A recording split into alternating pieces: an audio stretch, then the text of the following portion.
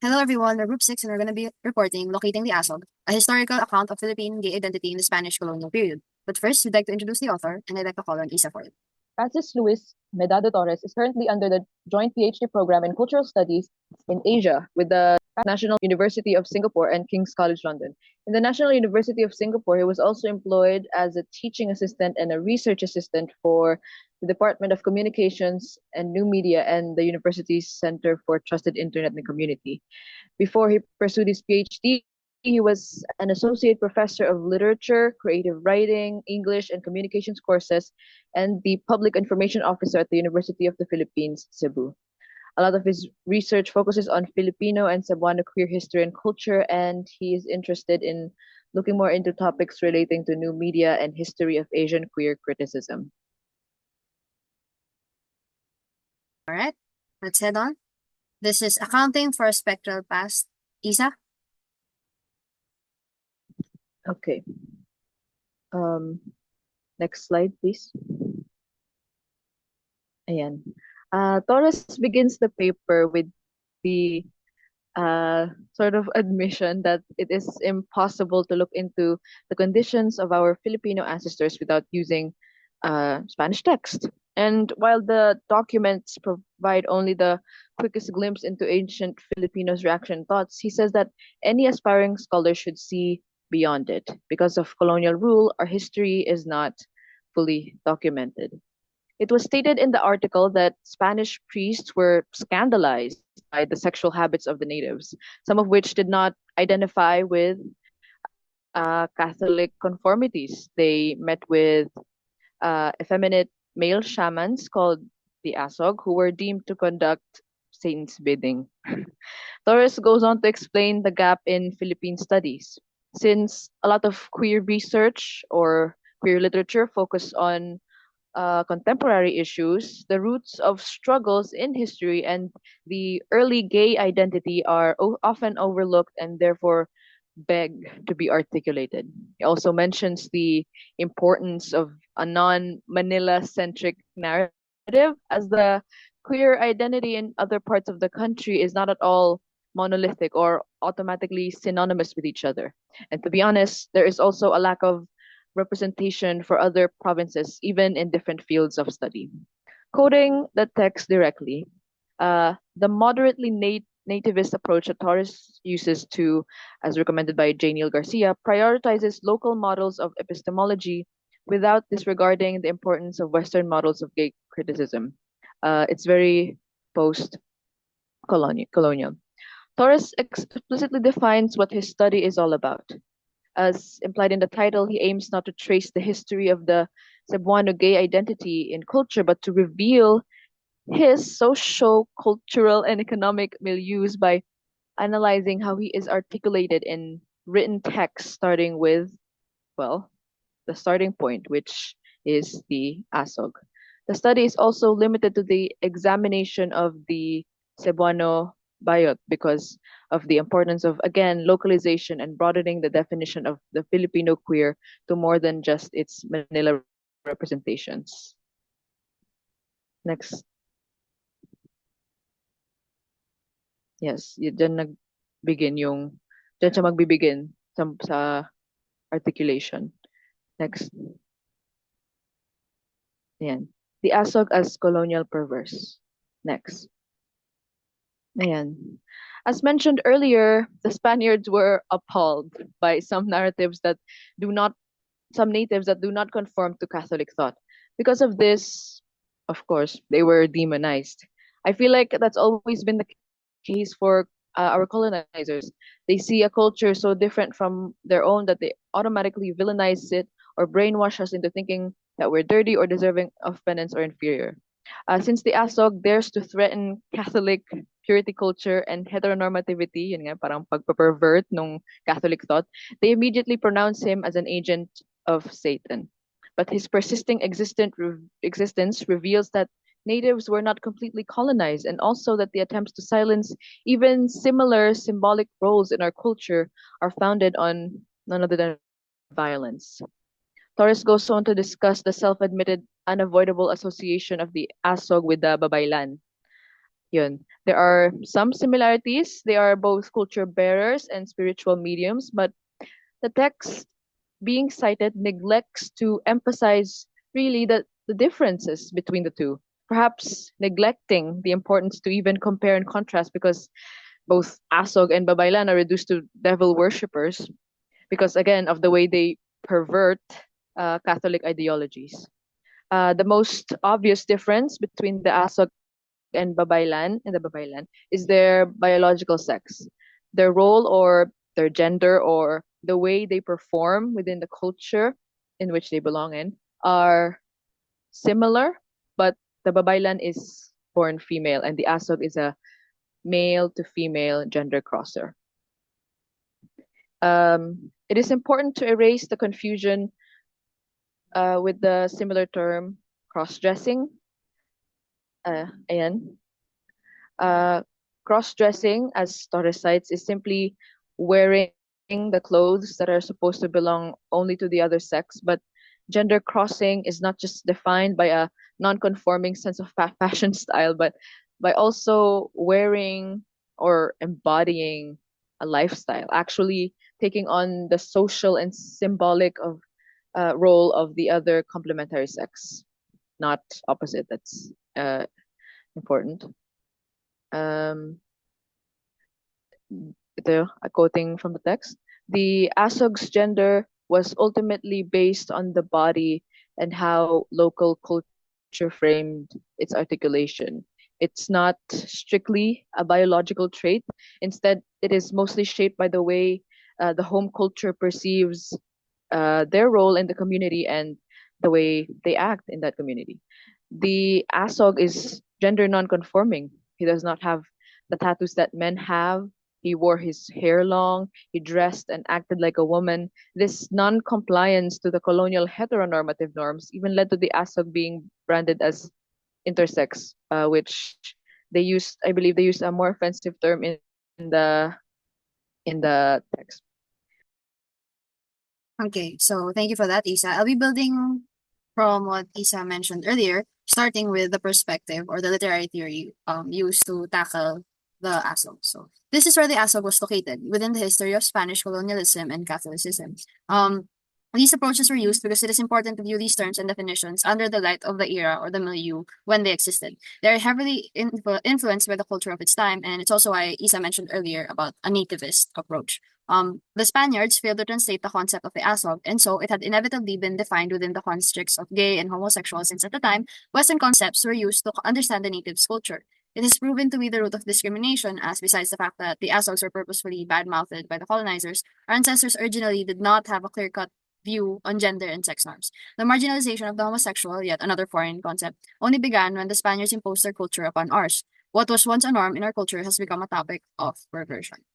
In addition, to add to that, it's not just because they don't understand the ASOG and the systems or the traditions that they have. It's also because the ASOG and the Babaylan, like Isa said earlier, they are threats to the Catholic hold over the natives because they, as mentioned, we used to subscribe to paganism. We used to have our own gods, which the Spaniards called false gods. And the fact that we have spiritual leaders such as the Babaylan and the ASOG, that immediately undermines the uh, Catholic approach that they are trying to take during the colonization.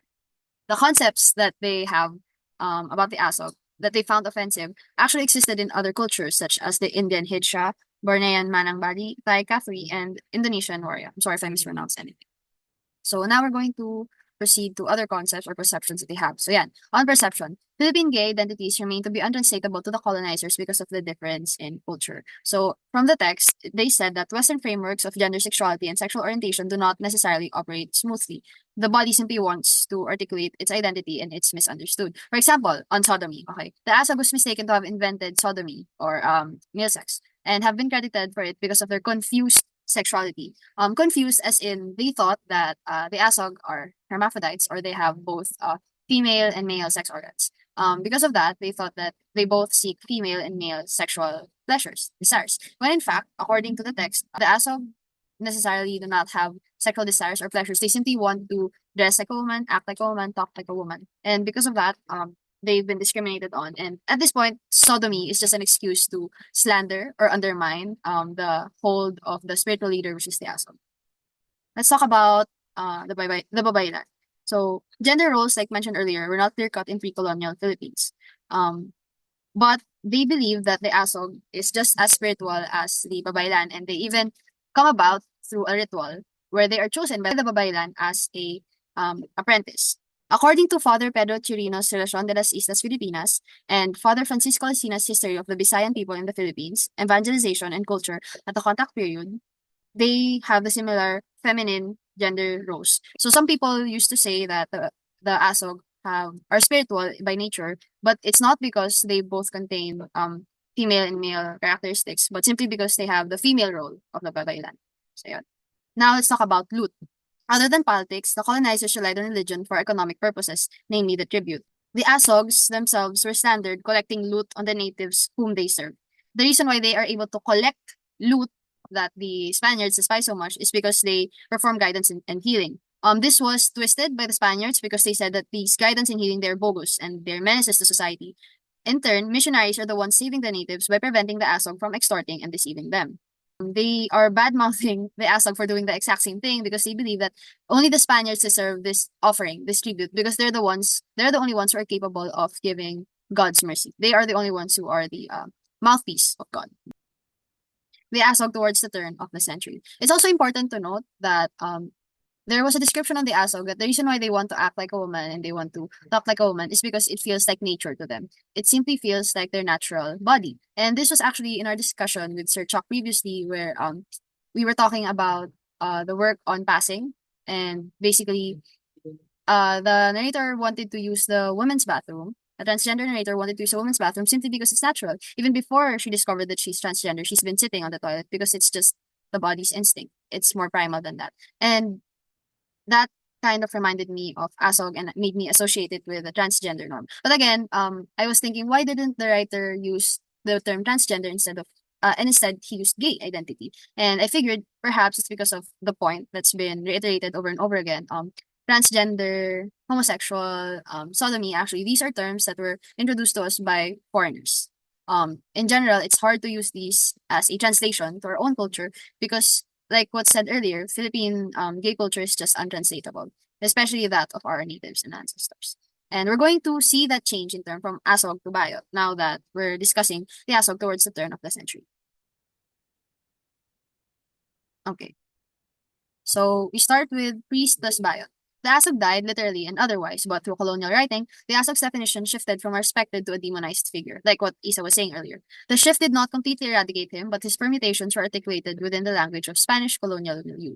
The definitions become less and less religious. It no longer tackles the topic of a religious leader countering the Catholic norm. It has shifted to effeminacy and cowardice. This was during the opening of the Suez Canal, where education has become more widespread and more people rebelled against the Spanish rule, showcasing radical and nationalist spirit. So now we're going to discover how we got to that point by studying the first perceptions on the ASOG. So these document the transformations of language at the time of their production. They provide us, through the cracks as it were, glimpses of submerged meanings according to Maharas. So the priest is associated with the biot. Both have degrees of effeminacy and a vow of celibacy. As you can see here, it is still usually related to religion, and the ASOG being associated to the original role as a spiritual leader shows as such. However, things started shifting during the latter Spanish colonial rule. So as it says here, but in the latter half of the Spanish colonial rule, the definition of the ASOG became exclusively religious and associated with infertility. It was still associated with effeminacy and cowardice, however, it's not as stuck to religion as it was before, and it's more of a description of physical traits. More definitions changed during the 1711 ASOG equals bantot and biog. According to Father Mateo Sanchez's Vocabulario de la Lengua Bisaya, the asog is synonymous with the words bantot and bayog. And that's because both mean infertility, cowardice, effeminacy, and heresy. But according to Father Marcos Lisboa, Vocabulario de la Lengua Bicol, the asog, like previously stated, are still ministers of false idols who appeared feminine and they never married women. However, Father Bernardo Melendreras added on to it, saying that the asog is described as the minister of the aswang and they only have one testicle. As you can see, these still hold negative connotations and still quite religious, considering it's the priests writing the dictionaries. But it's because during the 1700s, Catholic Church had still had a tight grasp on our printing press and the documents that we're allowed to study and read. But a century later, a huge shift happened. This time, the dictionaries defining the asog were in Hiligaynon, and the asog, the bayog, and the bantot had passed around their meanings. Through the asog, though the asog remained to be a minister of false gods, he is also now a sterile woman. Asog is still related to heresy and infertility, no longer with effeminacy and cowardice, which is a huge shift in meaning. Because now, according to Father Alonso Mentrida's Diccionario de la Lengua Bisaya, Hiligena y Harana, bayog and bantot are the ones that are now effeminate and cowardly. From asog to bayot. The asog may no longer be defined as effeminate or a coward. However, the dictionaries flesh out the alteration that would lead to the connection of our idea of effeminacy and cowardice to the bayot. So again, it just shifted. The asog is no longer effeminate or coward. It's now the bayog and the bantot who are effeminate. But the only remaining thing with the asog is that they are heretics and they are infertile. Next slide. Okay. Like mentioned earlier, with the nationalist elements that began through education, changes in meaning also affected the asog, bantot, and bayog. The reason why the definition and passing of meaning was mostly secular and nationalist is because the Catholic Church still censored subversive materials at the time. And so the asog, as stated in the text, is inevitably a byproduct of changing social, cultural, and historical landscapes that forever assured his eradication. So now, the asog, the bayog, and the bantot, they are now related to a more secular definition and nationalist because now people are defining or writing under a different milieu where they're not as held by the Catholic Church. They're also understanding and interpreting the world around them in revolution against the Spaniards. I have a last bullet to discuss before I pass things to Aya, and it's about the bayog plus the bantot equals the bayot. How did this transition happen? So, given the nature of the Cebuano language, one could infer that the bayog and bantot might have served as a precursors to the current spelling and definition of the term bayot. As it is an Austronesian language, the pronunciation of T and G were close, and so bayog may have been mispronounced as bayot. I also couldn't help but notice that bayog and bantot combined could possibly spell out bayot. To sum it up, due to the untranslatability of Philippine culture, bayot is the closest way to categorize and label gender and sex, effeminacy, and transgenderism. Also, it proves that through evolution of language, indigenous gay identities are unique and prove that gay identities existed since colonialism or before the Spaniards arrived. And now, to locate the bayot's origin, a fetishizing quest, I'd like to call on Aya. All right, thank you, Kaz, as well for describing and explaining what bayot means. So next slide, please. Okay, so the nativists were bent on romanticizing the effeminate man who, back then, enjoyed equality and relative power in his community. The Filipino gay scholar was heavily romanticized and brought into a better light. The trials and struggles weren't actually quite evident then. That's why Torres' focus on this particular study is to highlight how much colonialism has affected the bayot and how little documentation there actually is regarding the subject. As we can see, even back then, fetishization was a big role in the miscommunication and misunderstanding of today's bayot. Next slide, please. So when it comes to the term bakla, the Tagalog poet Francisco Balagtas actually used this term to describe a temporary lack of resolve and emotional wavering.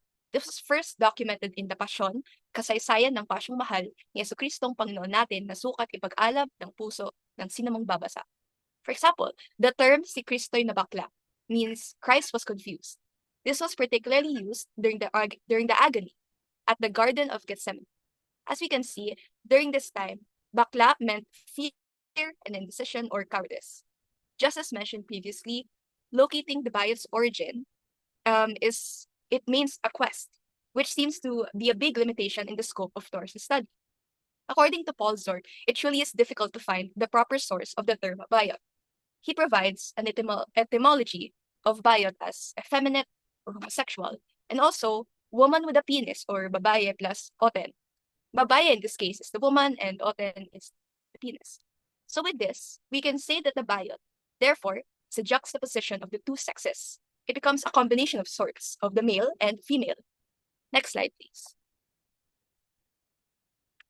So there actually is a reason as to why the term bayot wasn't prominent during the Spanish period. The concept of inversion in homosexuality were introduced by the Americans in the early 1900s. During this time, there was a shift wherein bayot becomes an identifier for gender identity and expression, as well as sexual orientation. Publishing houses were owned or controlled by the Roman Catholic Church, and the process of publication was mostly centralized in Manila, which was why the term bayot wasn't as prominent in literature. That's why the term bayot could only be plausible to be used after the Spanish period. There's also a certain gap knowledge of the bayot back in the colonial times and its present day meaning. This gap creates the desire to locate the genealogy of the bayot, but instead, it fetishizes the idea that they were figures of power and equality. The asog is also known as the authentic signifier of the Philippine gay identity. That is, the male, effeminate cross-dresser, as mentioned earlier, and is fetishized for the simple reason that this implied power and equality existed before the Spaniards came. So next slide, please. So stereotypically, the bayot was a combination of both man and woman. As mentioned before, it was known as a juxtaposition of the two sexes. For instance, the bayot had the feminine soul within a man's body. So with that, the concept of loob and labas, or soul and body, was examined. Loob is defined as the person's soul or spirit, while labas is the body or flesh. Loob actually describes a kind of metaphysical dualism of identity. In loob, it reflects the psychic depth and subjectivity present in the spirit. So, as stated in the text, Alejo writes, the body embodies loob. Loob cannot exist apart from the body. If I am born female, it is not just my body that is female. I am female, and my perspective, emotion, the possibility of my choice, the world of my loob, are all somewhat female too. This causes a problem because it glosses over other gay identities, demarcating true and non-true gays. For example, bisexuality remains a porous gender category today in the Philippines, such that there's no clear distinction between gays and bisexuals. So next slide, please. So it would be difficult to determine and define one's gender and sexual orientation based solely on performativity, because our approach is more culturally specific. Various cultures of the bayot is widely different from country to country. For example, the idea of drag serves as a political statement in the United States. But in the Philippines, it serves as a way for self-expression and self-rectification of one's gender on the body. It is a form of expression used to showcase one's true identity in the country where it is still difficult until the present time to show one's true self. All right, so what are these applications on gender and writing on our subject today? So, um, first off, in regards to the fetishization of bayot, I would say that the bayot is heavily highlighted in Philippine history as underrepresented and underdeveloped even until now. So it remains a fetishization. As of the presence, there are various works like yaoi, and as someone I love yaoi myself, but sometimes there are other mediums that aim to fetishize gay relationships and romanticize them. So it hasn't stopped in the past, and it still continues to prevail even now. So we should not forget the real reason why these kinds of media exist, to raise up awareness of how little we understand and know about gay communities. Just as mentioned, these kinds of topics become facts when they are written about or when they're discussed by us people. So the LGBTQIA plus community remains diverse and broad in spectrum. A constant awareness and consistent study of the gay community should be done. So just as important it is to continue researching about the past, we should also continue to research in the present and even in the future. So that's all for my applications. I'd like to pass to Caspa. So for me, as much as I'd love to see a period piece where the characters would be the asog, the babaylan, and all of our mythical creatures and our natives, I think I'd much rather want to see more of academic texts like these. I want to know what else has been buried just because the Spaniards found these confusing or rather surprising concepts to be demonizing, you know. So I wonder how many more pieces of our culture, which would have been much more safe and acceptable today, were eradicated, as the has stated, just because they weren't accepted by the Western colonizers that we were forced to be subjected under. I agree with the previous presenters, but also what I want most is yung broadening of the term Filipino queer, like broadening the definition of what it means to be uh, queer and Filipino.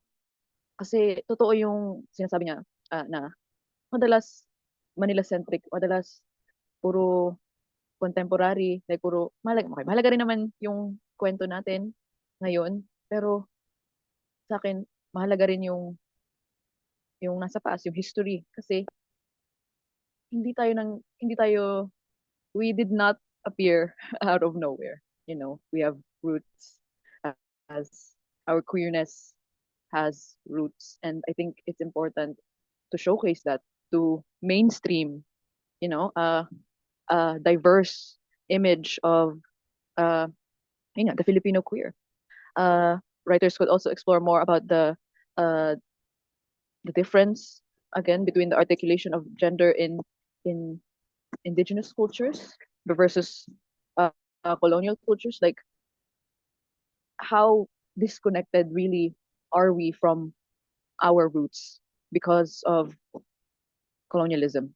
Uh, the essay also gives space for diverse narratives yun nga, while preserving barely in text identities. Yun din yung gusto ko pa, yung parang over analyzing of historical texts, over reading, reading between the lines to give more definition, more meaning, to paint a more vivid picture of the Filipino queer. And yun nga, the gender fluidity of the native Filipino and its cultural and spiritual significance implies that, our tendency to cling to heteronormative values is a fairly recent, really foreign trait that was beaten into us. So who were we, before that? Who were we before the erasure? And that's it for us. Thank you very much for listening. I hope you guys learned things and